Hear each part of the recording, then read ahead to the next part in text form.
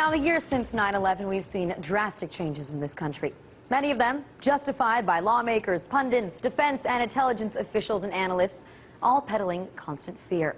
Now, one specific area that we've been warned about incessantly over the last few years is the threat of homegrown terrorism. And it's not just a line that was repeated by officials or put into reports.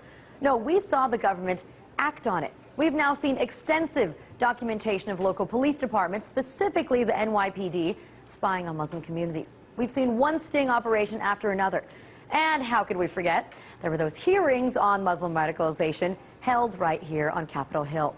And you know, the mainstream media, well, they've played along with this hysteria all along. Compared to other heinous crimes, every time that there's been an arrest in what could have been a terrorist plot, especially with a Muslim perpetrator, staged by the FBI or not, that mugshot was splashed across the screen for hours, days, even weeks on end.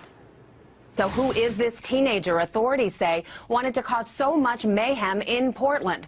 The new chairman of the House Homeland Security Committee is going to hold congressional hearings on the radicalization of Muslim Americans later this week. New York Congressman Peter King says the hearings are to help him learn how certain U.S. citizens are recruited or drawn into terrorism.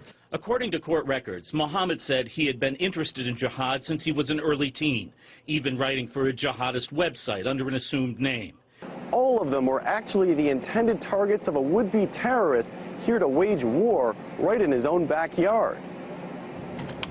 According to the undercover FBI agents who spent time with him, 19-year-old Mohammed Osman Mohammed was a teen anxious to go, quote, operational and to learn about explosives. Are you targeting Muslims?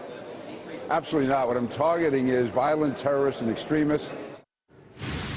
So considering our media's obsession with the threat of homegrown radicalization, or fine, you can call it concern if you want, although I don't buy it, you would think that a certain report released today would have caught their eye. The Triangle Center on Terrorism and Homeland Security has just released a report that shows that the feared wave of homegrown terrorism by radicalized Muslim Americans, well, they've shown that it has not materialized. The report's author actually called it a minuscule threat to public safety. Now, the report also includes these details. Plots and arrests have dropped sharply over the last 2 years since the peak in 2009.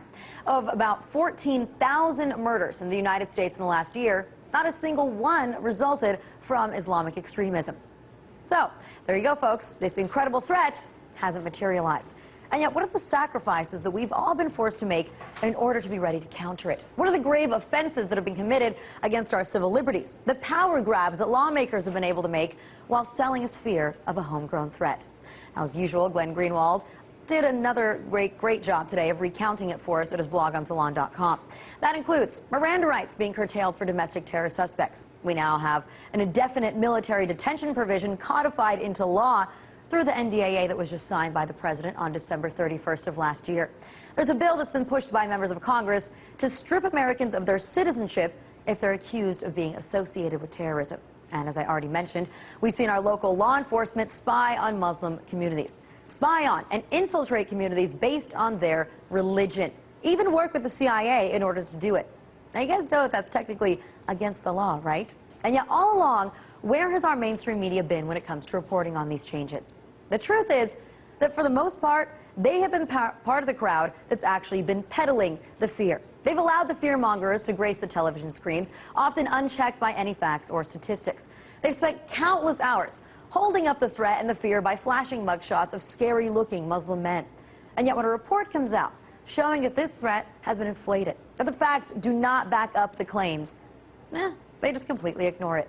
And it's not like this thing was hard to find either, people. It was written about in the New York Times, but it's something that the fear-pushing accomplices in the mainstream cable network media have completely chosen to miss.